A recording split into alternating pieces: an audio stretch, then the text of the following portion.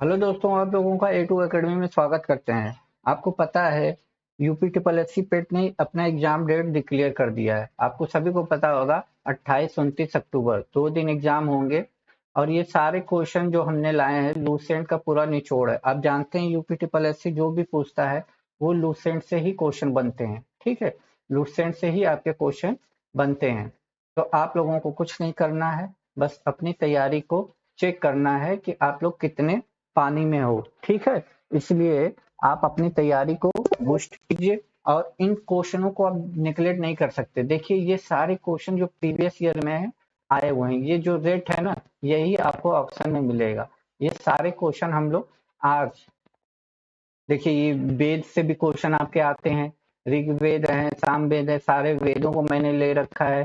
ठीक है, सिंधु घाटी सभ्यता के मेन मेन की पॉइंट मैंने ले रखे हैं। वैदिक सभ्यता की बात की जाए, फिर उसके बाद उत्तर वैदिक काल, फिर ये दर्शन जो आपके हैं जैन धर्म, बौद्ध धर्म, ज्यादा लंबी नहीं, बौद्ध धर्म तक और घनानंद तक हम पढ़ेंगे। फिर ईसाई धर्म है, सभी धर्मों को मैंने ले रखा है। इस्लाम धर्म है, फिर उसके बाद फारसी है, सिख धर्म है, फिर उसके बाद आपके आ जाते हैं सिकंदर महान पे आ जाते हैं हम लोग, फिर हर्यक वंश, और यहीं से हम लोग रुक जाएंगे। उसके बाद मौर्य वंश की जो आगे की कहानी है वो हम लोग नेक्स्ट क्लास में अपना देखेंगे। ठीक है, इससे पहले हम लोग कौन कौन से मेन टॉपिक है, यहाँ से आपके 4 से 5 नंबर बनते ही बनते हैं जब आप हिस्ट्री के पार्ट को कवर करते ही करते हो। तो इन सारे क्वेश्चनों पर एक नजर डालिएगा और सारे क्वेश्चनों को ध्यान से की पॉइंट में जो बताऊंगा उसको आप अपने दिमाग में जरूर रखिएगा। ठीक है, तो आइए आज हम अपने क्लास को स्टार्ट करते हैं। और क्लास स्टार्ट करने से पहले एक रिक्वेस्ट है दोस्तों, अपने फायदे के लिए वीडियो को लाइक शेयर सब्सक्राइब कीजिएगा। जब तक आप एग्जाम खत्म नहीं होता तब तक आप इस चैनल के साथ जुड़े रहिए। आपको टॉपिक वाइज हर चीज की क्लास मिल जाएगी। जल्द ही आपको डीआई की भी क्लास 1-2 दिन में मिलने चालू हो जाएगी। ठीक है, इतिहास के जनक पूछे, इतिहास के जनक किसे कहते हैं? तो हेरोडोटस को कहते हैं। इन्होंने ही हिस्टोरिका नामक बुक लिखी है। याद रखिएगा, इस बुक का नाम कई बार एग्जाम में पूछा है। हिस्टोरिका बुक के लेखक कौन है? तो हेरोडोटस हैं। ठीक है, आग का आविष्कार क्वेश्चन कई बार यूपी ट्रिपल एससी में रिपीट हुआ है। आग का आविष्कार किस काल में हुआ था? तो पूरा पाषाण काल में हुआ था। ये बात याद रखिएगा, एग्जाम में पूछेगा आग का आविष्कार कब हुआ था? तो पुराण पाषाण काल में हुआ था। पहिए का आविष्कार भी पूछ चुका है, तो पहिए का आविष्कार कब हुआ था? तो नवपाषाण काल में हुआ था। देखिए, आग का आविष्कार पुराण पाषाण काल में हुआ था और पहिए का आविष्कार नवपाषाण काल में हुआ था। मनुष्य ने सबसे पहले किस जानवर को पालतू पशु बनाया था? तो कुत्ता। ये भी ऑप्शन में आपको कई बार देखने को मिला होगा। तो मनुष्य ने सबसे पहले कुत्ते को। कृषि का आविष्कार मतलब कृषि की शुरुआत किस पाषाण काल में हुई थी? तो नवपाषाण काल में कृषि का मतलब बुआई होने शुरू हो गई थी, और यहीं से जब कृषि होने लगी थी तो लोगों की स्थायी निवास की प्रवृत्ति बढ़ने लगी थी। ठीक है, हम बस की पॉइंट बताएंगे, आप लोगों को ज्यादा समय नहीं, बस इंपॉर्टेंट चीजों पर ही ध्यान दिया जाएगा। मनुष्य ने सबसे पहले, ये क्वेश्चन तो ना जाने कितने एग्जामों में कितनी बार पूछा है, तांबा धातु का प्रयोग किया था। किस धातु का? तांबा का। ठीक है, तांबा का। मनुष्य द्वारा प्रयोग किए जाने वाला प्रथम औजार औजार कौन सी? तो कुल्हाड़ी थी। कुल्हाड़ी कुल्हाड़ी ठीक है, कुल्हाड़ी थी प्रथम औजार। आगे बात करें, भारतवर्ष शब्द का सर्वप्रथम उल्लेख कहाँ मिलता है? तो हाथी गुम्फा में मिलता है। हाथी गुम्फा में मिलता है। एक हाथी गुम्फा अभिलेख है, उसी में भारतवर्ष शब्द का सर्वप्रथम उल्लेख मिलता है। मनुष्य द्वारा बोई जाने वाली सबसे पहली फसल की बात की जाए तो सबसे पहली फसल जौ जौ, जिसको यौ भी ऑप्शन में कभी कभी दे देता है। जौ या यौ, इतनी चीजें आपको आई होप याद हो गई होंगी। अब वेद पे आते हैं। प्रमुख वेद कौन कौन से हैं? तो भारत में सबसे प्राचीन ग्रंथ जो है वो वेद है, जिसका शाब्दिक अर्थ होता है ज्ञान। वेद का शाब्दिक अर्थ क्या होता है? ज्ञान। ठीक है, शाब्दिक अर्थ वेद का क्या होता है? ज्ञान। वेदों की संख्या 4 है, कितनी बार भी पूछा गया है। तो ये 4 वेद आपके सामने हैं। ऋग्वेद है, यजुर्वेद है, सामवेद है, अथर्ववेद है। अब इसके अंदर क्या बातें कही गई हैं उसको हम थोड़ा सा जान लेते हैं डिटेल में। ठीक है, चारों वेद हैं, तो ऋग्वेद की बात सबसे पहले करते हैं। सबसे प्राचीन वेद, कई बार एग्जाम में ये बात पूछी गई है कि सबसे प्राचीन वेद कौन सा है, तो ऋग्वेद है। इसमें 10 मंडल हैं, 10 मंडल हैं, याद रखिएगा। 1028 सूक्त हैं, 1028 क्या है, सूक्त हैं, और 10,462 मंत्र हैं, 10,462 मंत्र हैं। देवता की बात करें तो सोम देवता का उल्लेख 9वें मंडल में मिलता है। सोम देवता का उल्लेख किस मंडल में मिलता है, तो 9वें मंडल में मिलता है। गायत्री मंत्र जिसकी रचना ऋषि विश्वामित्र ने की थी, गायत्री मंत्र की रचना किसने की थी, तो ऋषि विश्वामित्र ने की थी। उसका उल्लेख ऋग्वेद के तीसरे मंडल में मिलता है। किस मंडल में मिलता है, तो थर्ड, तीसरे मंडल में मिलता है। ठीक है, ये बात याद रखिएगा।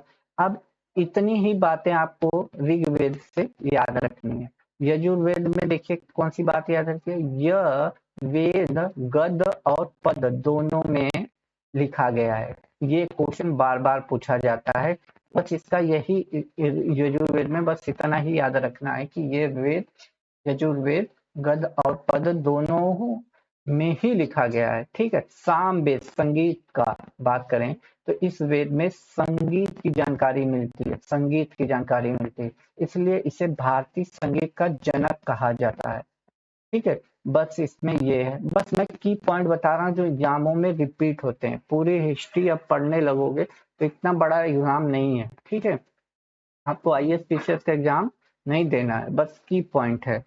ठीक है, जिससे आप 100% 80+ मार्क्स पा सकते हो।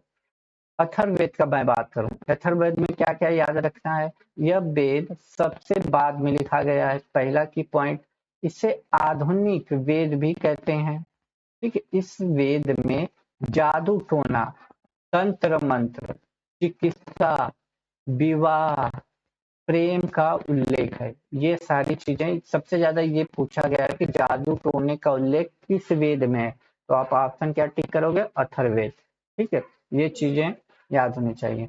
पुराणों की कुल संख्या कितनी है, ये क्वेश्चन भी कई बार रिपीट हुआ है, तो पुराणों की कुल संख्या कितनी है, 18। पुराणों के रचयिता कौन है, तो होम हर्ष, लोम हर्ष, लोम हर्ष, और उनके पुत्र थे उग्र श्रवा। ठीक है, पूछेगा कि पुराणों की रचयिता किसने की है, तो लोम हर्ष और उनके पुत्र उग्र श्रवा ने की है। ये पॉइंट याद रहेगा। अर्थशास्त्र, अर्थशास्त्र के लेखक चाणक्य हैं। ये बात ना जाने कितनी बार पूछी गई है, चाणक्य, जिन्हें हम विष्णुगुप्त और कौटिल्य के भी नाम से जानते हैं। हालांकि इनका जिक्र मौर्य वंश में हम अच्छे से कर लेंगे। ठीक है, इनका जिक्र हम मौर्य वंश में अच्छे से कर लेंगे।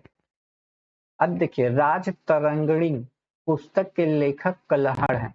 ये कई बार पूछा, और यह पुस्तक कश्मीर के राजाओं का इतिहास बताती है, कश्मीर के राजाओं के इतिहास बताती है। अष्टाध्यायी पुस्तक के लेखक पाणिनि है। ये दोनों पुस्तक कई बार पूछी गई है। राजतरंगिणी पुस्तक किसने लिखा है, कलहड़ ने। अष्टाध्यायी पुस्तक किसने लिखी है, पाणिनि ने लिखी है। यह संस्कृत व्याकरण की पुस्तक है, याद रखिएगा, अष्टाध्यायी संस्कृत व्याकरण की। भारत का सबसे प्राचीन नगर मोहनजोदड़ो, जिसे मृतकों का टीला कहा जाता है, ये पिछले साल क्वेश्चन में पूछा गया था यूपी ट्रिपल एससी पेट में। ठीक है, अब देखिए हम सिंधु घाटी या हड़प्पा सभ्यता की थोड़ी सी बात कर लेते हैं, क्योंकि यहाँ से भी क्वेश्चन आपके बनते ही बनते हैं।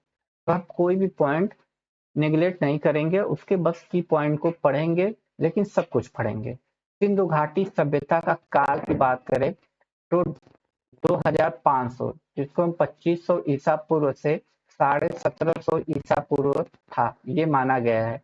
ठीक है, तो सिंधु घाटी सभ्यता का काल 2500 ईसा पूर्व से 1750 ईसा पूर्व तक था।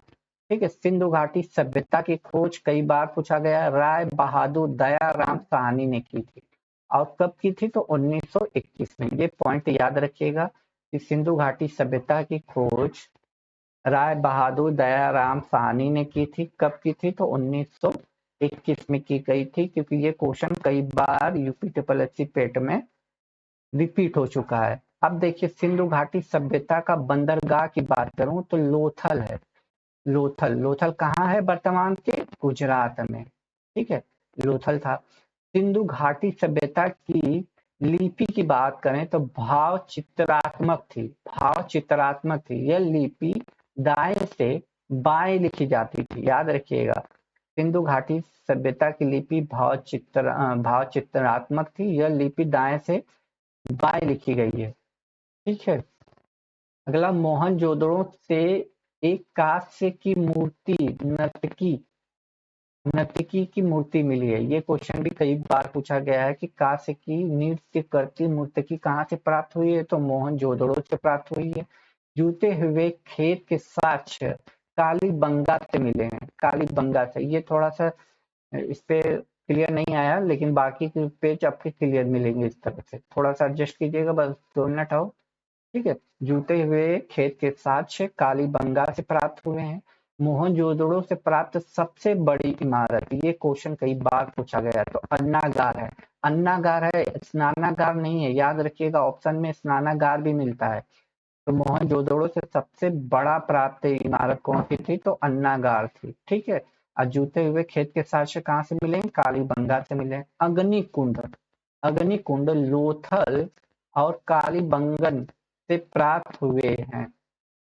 अग्निकुंड कहाँ से प्राप्त हुए हैं? तो लोथल से प्राप्त हुए हैं और कालीबंगन से प्राप्त हुए हैं। कालीबंगन का मतलब क्या होता है? तो काली चूड़ियां, काले रंग की चूड़ियां होती हैं। ठीक है, काले। चावल के साक्ष्य लोथल से प्राप्त हुए हैं। चावल के साक्ष्य पूछे कहाँ से प्राप्त हुए? तो लोथल से। सिंधु सभ्यता के लोग मातृ देवी की पूजा करते थे। मातृ देवी की पूजा करते थे और पशुओं में कुबड़ वाले साढ़ की पूजा करते थे। कुबड़ वाला साढ़ जो होता है, आजकल आपको सड़कों पे बहुत देखने को मिलते होंगे। गाय, गाय की बात नहीं हो रही, कुबड़ वाले साढ़। आपको साढ़ भी देखने को मिलते होंगे, गाय भी मिलते होंगे, लेकिन सिंधु घाटी में पशुओं में जो पूजा की गई जाती थी वो कुबड़ वाले साढ़ की पूजा की जाती थी। ठीक है, आगे चलते हैं। यहाँ से आपको स्लाइड क्लियर मिलेगी। तो अब वैदिक सभ्यता के बारे में जान लेते हैं, इंपॉर्टेंट पॉइंट। ठीक है, इंपॉर्टेंट पॉइंट हम वैदिक सभ्यता के बारे में जान लेते हैं। वैदिक काल को 2 भागों में विभाजित किया है। पहला है ऋग्वैदिक काल, जिसको 1500 से 1000 ईसा पूर्व का इसका काल माना जाता है। और उत्तर वैदिक काल, उत्तर वैदिक काल को हम 1000 से 600 ईसा पूर्व मानते हैं। ठीक है। आर्यों द्वारा निर्मित थी। यह सभ्यता किसके द्वारा निर्मित थी? तो वैदिक सभ्यता की हम बात करें तो आर्यों द्वारा कौन सी सभ्यता स्थापित की गई थी? तो वैदिक सभ्यता। आर्य शब्द का अर्थ होता है श्रेष्ठ। आर्य शब्द का अर्थ होता है श्रेष्ठ। आर्यों की भाषा पूछे क्या थी? तो आर्यों की भाषा आपकी संस्कृत थी। आर्यों की भाषा क्या थी? संस्कृत थी। और यह ग्रामीण सभ्यता थी। ठीक है, आर्यों की भाषा संस्कृत थी और यह ग्रामीण सभ्यता थी। इस बात को आप याद रखिएगा। सभा और समिति, सभा और समिति राजा को सलाह देने वाली संस्थाएं थी। राजा को, स्त्रियां दोनों में भाग ले सकती थी। ठीक है। युद्ध के लिए गविष्ठ, गविष्ठ, गविष्ठ मतलब गाय के लिए ये शब्द यूज होता है। गाय के लिए ही इस शब्द का ज्यादातर प्रयोग किया जाता है। गविष्टि शब्द का प्रयोग, जिसका अर्थ गायों की खोज होता है। और सबसे ज्यादा युद्ध भी गाय के लिए ही हुआ था उस समय, ना कि जमीन जायदाद के लिए ना। तो गाय के लिए, इतनी बात अब याद रखिएगा। आगे बात करें तो आर्यों का प्रिय पेय पदार्थ सोमरस होता था। सोमरस उनका प्रिय जो पदार्थ होता था, वो यह वनस्पति से बनाया जाता था। ठीक है। उपनिषदों की संख्या कितनी है? तो उपनिषदों की संख्या 108 मानी गई है, मानी जाती है, 108 मानी जाती है।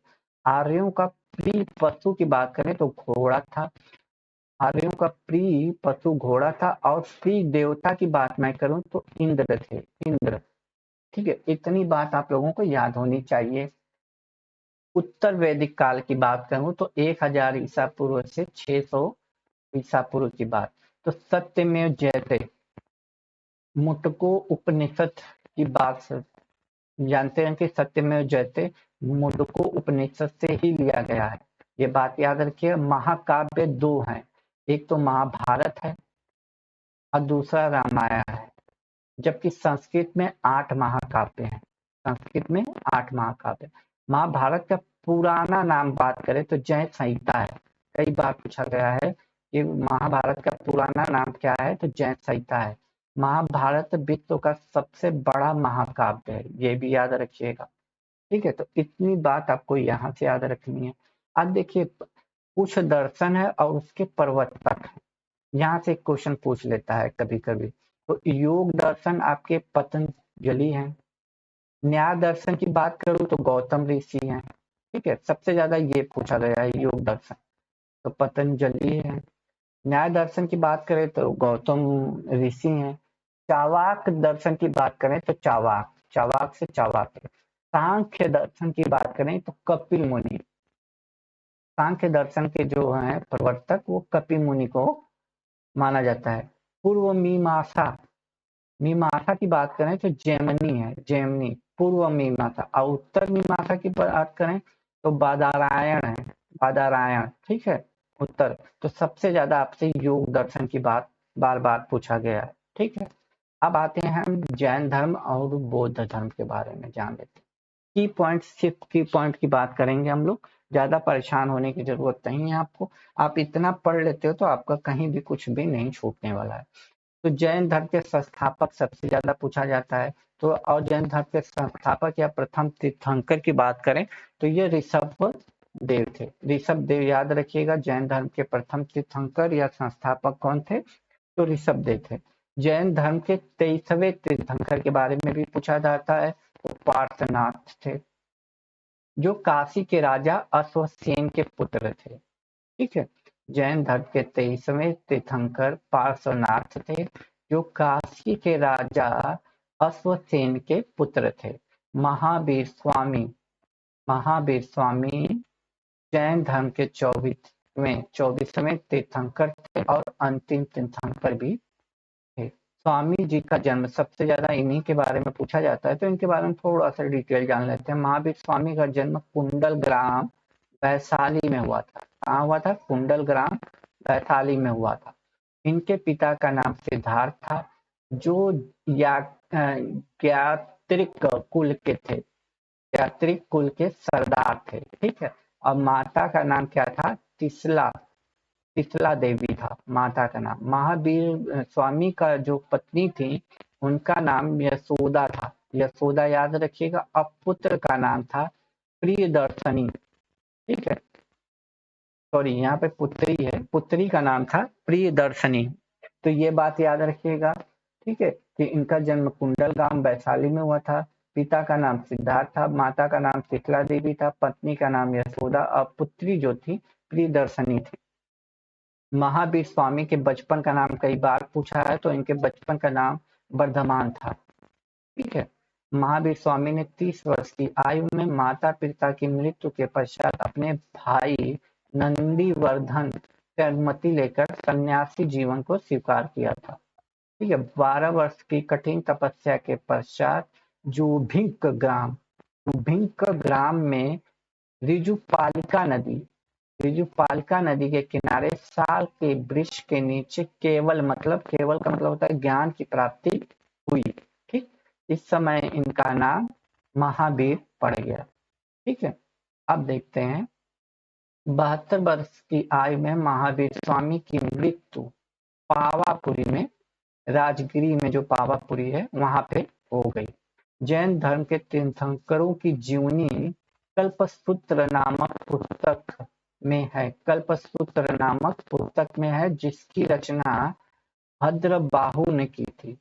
भद्रबाहु ने ही कल्पसूत्र बुक की स्थापना या लिखा था इन्होंने। मौर्योत्तर युग में मथुरा जैन धर्म का प्रसिद्ध केंद्र था, ये क्वेश्चन याद रखिएगा। ठीक है, मौर्य वंश की बात नहीं कर रहा हूँ, मौर्योत्तर युग की मैं बात कर रहा हूँ। खजुराहो की मैं बात कर रहा हूँ, खजुराहो जो मध्य प्रदेश में है। जैन मंदिर का निर्माण चंदेल शासकों ने करवाया था, ये पॉइंट बहुत बार पूछा गया है। खजुराहो का मंदिर कहाँ पे है? तो मध्य प्रदेश में है। इसका निर्माण किसने कराया था? तो चंदेलों ने। प्रथम जैन संगति 300 ईसा पूर्व में पाटलिपुत्र में हुई थी, जिसका अध्यक्ष स्थूलभद्र था। ठीक है, इससे ज्यादा जैन धर्म आपको पढ़ने की जरूरत नहीं है। अब बौद्ध धर्म की हम बात कर लेते हैं। बौद्ध धर्म की बात, तो बौद्ध धर्म के संस्थापक गौतम बुद्ध थे। इन्हें लेट एशिया का ज्योतिपुंज यानी लाइट ऑफ एशिया कहते थे। ठीक है, लाइट ऑफ एशिया कहते थे।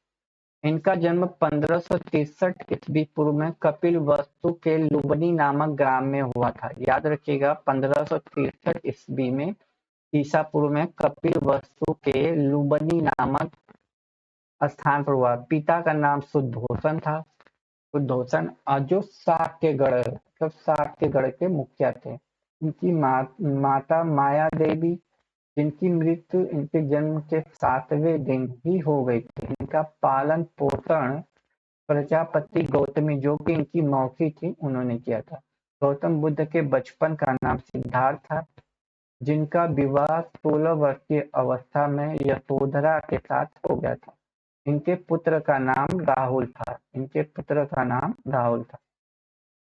ठीक है, आगे चलते हैं।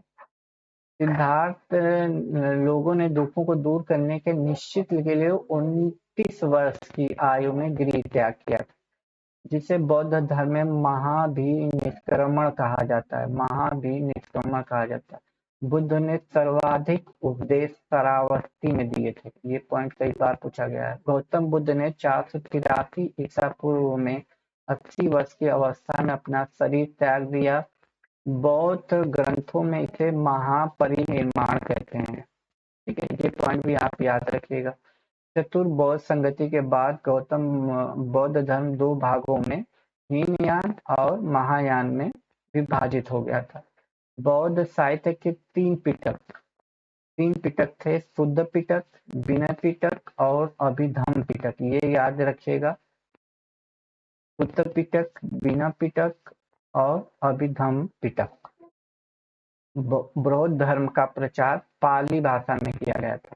बौद्ध धर्म का प्रचार पाली भाषा में किया गया था। इससे ज्यादा आपको याद रखने की जरूरत नहीं है। ठीक है, छोटे छोटे एक दो धर्म की और बात कर लें। ईसाई धर्म के संस्थापक ईसा मसीह थे। ठीक है, यूसु नाम से जाने जाते हैं। यूसु प्रमुख ग्रंथ है आपकी बाइबिल। ठीक, ईसा मसीह का जन्म जो हुआ था जेरूशलम में हुआ था। जेरूशलम में इनका जन्म हुआ था, बेथलेहम के नामक स्थान पर। ईसा मसीह के जन्म को क्रिसमस मनाते हैं। ठीक है, ईसा मसीह को 33 ईस्वी में फांसी पोटियस ने चढ़ाया था। 33वीं ईस्वी में पोटियस ने चढ़ा दिया था। ठीक है, आगे बात करें इस्लाम धर्म की। ठीक है, तो इनके संस्थापक माने जाते हैं हजरत मोहम्मद साहब। इस्लाम धर्म के संस्थापक हजरत मोहम्मद। इनका जन्म 1570 ईस्वी में मक्का में हुआ था। इनके पिता का नाम अब्दुल्ला था और माता का नाम अमीना। हजरत मोहम्मद साहब 610 ईस्वी में मक्का के पास ईदा नामक गुफा में ज्ञान की प्राप्ति हुई थी। 24 सितंबर 622 ईस्वी को पैगंबर को मक्का से मदीना की यात्रा को इस्लाम धर्म में हिजरी संवत के नाम से जाना जाता है। ठीक है, मोहम्मद साहब की शादी 25 वर्ष की आयु में खदीजा नामक विधवा से हुई थी। कुरान इस्लाम धर्म का पवित्र ग्रंथ है। कुरान जो है इस्लाम धर्म का पवित्र ग्रंथ है। हजरत मोहम्मद साहब की मृत्यु की बात करें तो 632 ईस्वी में इन्हें मदीना में दफनाया गया था। ठीक है, मदीना में दफनाया गया था। आगे बात करते हैं। मोहम्मद साहब के जन्म के उपलब्ध में ईद ए मिलाद उन नबी का त्यौहार मनाया जाता है। ठीक है, ईद ए मिलाद उन नबी का त्यौहार। फारसी धर्म के बारे में थोड़ा सा जान लेते हैं। फारसी धर्म के संस्थापक जरथुस्त्र ईरानी थे। इनकी शिक्षाओं का संकलन जिद अवेस्ता नामक ग्रंथ में, जो फारसियों का धार्मिक ग्रंथ है। बस इतना याद रखिएगा। अब सिख धर्म की बात कर लेते हैं। सिख धर्म की स्थापना गुरु नानक देव ने की थी। ये सिखों के पहले गुरु थे। गुरु नानक ने लंगर व्यवस्था का प्रचलन कराया था। इन्होंने इसके अनेक संगत धर्मशाला स्थापित की। इनका जन्म 1469 ईस्वी में तलवंडी ननकाना साहिब में हुआ था, वर्तमान में पाकिस्तान में है। ठीक है। गुरु नानक देव की मृत्यु 1539 ईस्वी में करतारपुर में हुई थी। करतारपुर में। गुरु अंगद सिखों के दूसरे गुरु थे। गुरु अंगद सिखों के दूसरे गुरु थे। इनका मूल नाम लहना था। लहना। ठीक है। आगे चलते हैं। गुरुमुखी लिपि का आरंभ गुरु अंगद ने ही शुरू किया था। गुरुमुखी लिपि जो है इसकी शुरुआत गुरु अंगद ने की थी। इन्होंने श्री हरमिंदर साहिब स्वर्ण मंदिर का निर्माण अमृतसर जलाशय के अंदर करवाया था। ठीक है। श्री हरमिंदर साहिब। मुगल बादशाह जहांगीर ने गुरु अर्जुन देव को हत्या मुगल बादशाह जो जहांगीर था, गुरु अर्जुन देव की हत्या 1606 ईस्वी में राजकुमार खुसरो की सहायता करने के कारण करवा दी थी। जो उसका पुत्र राजकुमार खुसरो था, उसकी सहायता गुरु अर्जुन देव ने की थी। इसके कारण जहांगीर ने उनको फांसी की सजा 1606 में दे दी थी। सिखों के 10वें और अंतिम गुरु गुरु गोविंद सिंह थे। ठीक है। इनका जन्म 1666 ईस्वी में पटना में हुआ था। पटना में 1666 ईस्वी में हुआ था। इनके निवास स्थान आनंदपुर साहिब कहते हैं। इनके निवास स्थान को आनंदपुर साहिब कहते हैं। खालसा पंथ की स्थापना 1699 ईस्वी में बैसाखी के दिन गुरु गोविंद सिंह ने शुरू की थी। याद रखिएगा, ये पॉइंट भी कई बार पूछा गया है कि खालसा पंथ की स्थापना किसने की थी। तो 1699 ईस्वी में बैसाखी के दिन गुरु गोविंद सिंह ने की थी। ठीक है। अब सिकंदर के बारे में जान लेते हैं। ठीक है। सिकंदर का जन्म 356 ईसा पूर्व में हुआ था। इनके पिता का नाम फिलिप था। यह मकदूनिया का राजा था। मकदूनिया। सिकंदर के गुरु जो थे अरस्तु थे। ठीक। अरस्तु का गुरु जो था प्लेटो थे। अब प्लेटो के गुरु सुकरात थे।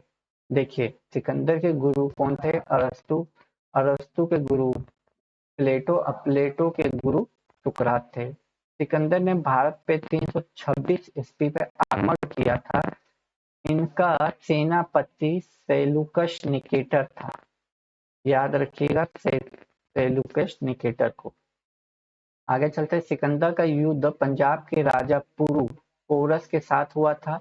युद्ध कहाँ हुआ था? तो झेलम नदी के तट पे लड़ा गया था। इस युद्ध को हाइडे स्पीच, इतिहास में हाइडे स्पीच या विस्तता के युद्ध का नाम दिया गया है। ठीक है। हाइडे स्पीच और विस्तता का युद्ध इसे कहते हैं। ठीक है। सिकंदर की मृत्यु 323 ईस्वी पूर्व में 23 वर्ष की अवस्था में हो गई थी। बस इतना इंपॉर्टेंट रखना है। अब हर्यक वंश के बारे में जान लेते हैं। हर्यक वंश का संस्थापक बिंबिसार था। देखिए, एक बिंदुसार है, जो बिंदुसार है वो मौर्य वंश का शासक है। ये बिंबिसार है। बिंबिसार जो 544 ईसा पूर्व में मगध की गद्दी पर बैठा, वह बौद्ध धर्म को मानता था। बिंबिसार बौद्ध धर्म का अनुयायी था। बिंबिसार का राजवैद्य जो था वो जीवक था, जो महात्मा बुद्ध की सेवा करने के लिए भेजा गया था उनके पास। ठीक है। बिंबिसार की हत्या करके उसके पुत्र अजात शत्रु ने गद्दी प्राप्त की। ठीक। वह 492 से 492 ईस्वी पूर्व में मगध की गद्दी पर बैठा। ठीक है। जो इम्पोर्टेंट पॉइंट है वही बात हम करेंगे। 461 ईस्वी में अपने पिता की हत्या, मतलब अजात शत्रु का जो पुत्र है उदयन, उसने अजात शत्रु की हत्या करके गद्दी प्राप्त की और वो मगध की गद्दी पर बैठा। जैन ग्रंथों में उदयन को पितृभक्त बताया जाता है। बौद्ध ग्रंथों में उदयन को पितृहंता भी कहा गया है, मतलब पिता की हत्या करने वाला भी कहा। उदयन ने ही पाटलिग्राम यानी पाटलिपुत्र की स्थापना की थी और वो जैन धर्म का अनुयायी था। उदयन की बात कर रहे हैं। हर्यक वंश का अंतिम राजा जैन का पुत्र जो था नागदत्त हुआ था। नागदत्त हरेक वंश का अंतिम शासक था। शिशुनाग ने अपनी राजधानी नागदशक की हत्या करके शिशुनाग वंश की स्थापना की। पाटलिपुत्र को बदलकर शिशुनाग ने अपनी राजधानी पाटलिपुत्र से बदलकर वैशाली में स्थापित किया। शिशुनाग ने अवंती राज्य को मगध में मिला लिया। शिशुनाग का जो उत्तराधिकारी था कालाशोक था। कालाशोक शिशुनाग वंश का अंतिम राजा नंदीवर्धन था। नंदीवर्धन। फिर इसके बाद नंद वंश की स्थापना होती है और इसकी स्थापना किसने की थी? महापद्म नंद ने की थी। मगध वंश की स्थापना किसने की थी? महापद्म नंद। नंद वंश का अंतिम राजा घनानंद नंद वंश का सर्वाधिक धनी राजा और विशाल सेना के लिए प्रसिद्ध था। घनानंद की हत्या करके ही चंद्रगुप्त मौर्य ने घनानंद सिकंदर के समकालीन था और इसको चंद्रगुप्त मौर्य ने युद्ध में पराजित करके मगध पर मौर्य वंश की स्थापना कर दी। ठीक है, तो आज हम हर्यक वंश तक आ गए हैं। कल पार्ट 2 आएगा जिसमें हम मगध वंश से आगे मौर्य वंश से आगे का जिक्र करेंगे और सब की पॉइंट की बात करेंगे, सिर्फ वही जो एग्जाम में बार बार रिपीटेड होते हैं। तो मौर्य वंश से आगे की हिस्ट्री हम कल देखेंगे। यदि आज की क्लास और इम्पोर्टेंट सब लगे हों तो क्लास को जरूर सब्सक्राइब कीजिएगा और भाई को अपने सपोर्ट कीजिएगा। तब तक के लिए खुश रहिए, मुस्कुराते रहिए। जय हिंद दोस्तों।